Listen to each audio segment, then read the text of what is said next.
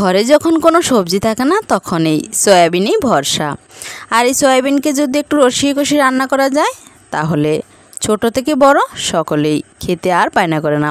নমস্কার বন্ধুরা, আমার ডেলি রান্নার চ্যানেলে সকলকে স্বাগত জানিয়ে আজকে রেসিপি শুরু করছি। আজকে আপনারা দেখতে পেলেন আমি সয়াবিন রেসিপি করব। নিয়েছি একটা পেঁপে, আর নিয়েছি বড় সাইজের একটা আলু, সাথে নিয়েছি একটা টমেটো। সবগুলোই আমি ডুমো ডুমো করে কেটে নিয়েছি। এবার একটা বাটিতে সয়াবিনগুলো নিয়ে নিচ্ছি। এই এতটা পরিমাণে সয়াবিন আমি নিয়েছি। এবার এগুলোকে আমি একটু জলে ভিজিয়ে রাখবো প্রায় 10 মিনিটের মতো। এগুলো ভিজুক, এদিকে আপনাদের দেখিয়ে দিচ্ছি ওভেনে যে সবজিগুলো দেখিয়েছি আলু আর পেঁপে সেগুলো সেদ্ধ বসিয়ে দিয়েছি। প্রায় 10 মিনিট মতো এখানে গরম জলে ফুটিয়ে নিলাম।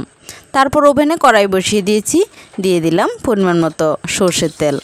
তেলটা একটু গরম হয়ে গেলে নাড়াচাড়া করে দিলাম। এবার এর মধ্যে ভাপিয়ে রাখা আলু ও পেঁপেগুলোকে খুব ভালোভাবে ভেজে নেব। দিয়ে দিয়েছি এবার পরিমাণ মতো নুন ও হলুদ দিয়ে এগুলোকে বেশ লাল লাল করে ভেজে নেব।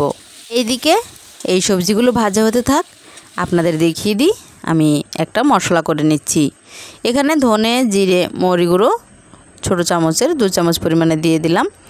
সাথে দিলাম পরিমাণ মতো নুন হলুদ, একটু ঝাল লঙ্কার গুঁড়ো আর কাশ্মীরি লঙ্কার গুঁড়ো, একটু আদার গুঁড়ো দিলাম। সবগুলো মশলাই সামান্য একটু করে দিয়েছি। তারপর একটু জলে গুলে রাখবো, এতে গুঁড়ো মশলায় বাটা মশলার স্বাদ ফিরে আসে। যদিও হলুদ আর লঙ্কা গুঁড়ো ছাড়া আর সবগুলোই আমার ঘরে তৈরি মশলা। দেখুন কথায় কথায় এদিকে সবজিগুলো ভাজা হয়ে গেছে।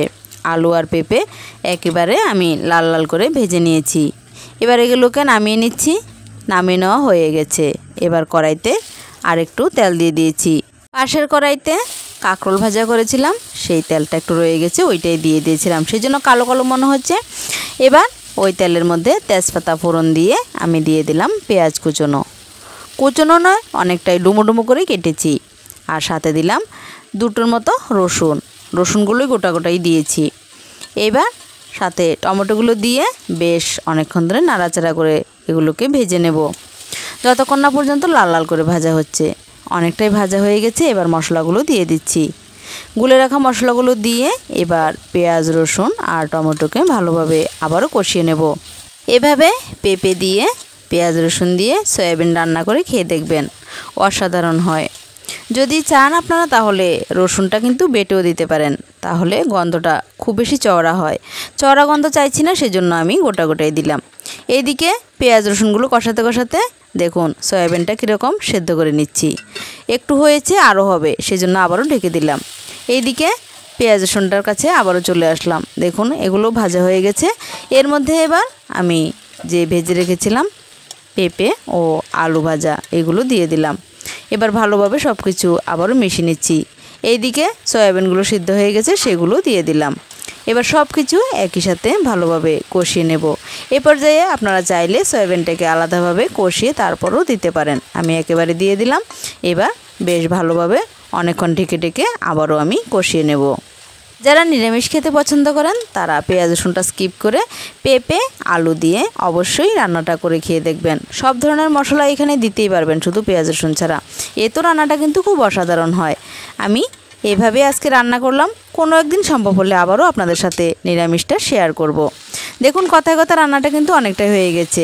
বারবার ঢেকে ঢেকে আমি দেখে নিচ্ছি। পেঁপেগুলো একটু শক্ত শক্ত ছিল, আলুগুলো সেদ্ধ হয়ে গেছে, তাই বারবার ঢেকে ঢেকে দিচ্ছিলাম। এই পর্যায়ে পেঁপেগুলোও সেদ্ধ হয়ে গেছে, তাই আমার রান্নাটা আর বেশিক্ষণ করতে হবে না, কষানো প্রায় কমপ্লিট। এবার আমি ঝোল দিয়ে দিচ্ছি। দিয়ে দিলাম গরম জল। আপনারা চাইলে কুমকুম গরম জলও দিতে পারেন, আবার ঠান্ডা জলও দিতে পারেন। আজকে আমি খুব ভালো গরম জলই দিয়েছি। দেখুন সাথে সাথে বল করতে শুরু করে দিয়েছে। এবার আবারও কিছুক্ষণের জন্য রান্নাটা ঢেকে দেব। বেশ কিছুক্ষণ, মানে 5-7 মিনিট পর আবারও চলে এলাম। রান্নাটা অলরেডি হয়ে গেছে। এবার নামিয়ে নেব। নামানোর আগে এবার গরম মশলা গুঁড়ো দিয়ে দেব। সব কিছু একদম মিহিভাবে সেদ্ধ হয়ে গেছে। একটু ভেঙে চুরে দিচ্ছি, তাতে তরকারিটা একটু ঘন ঘন হবে।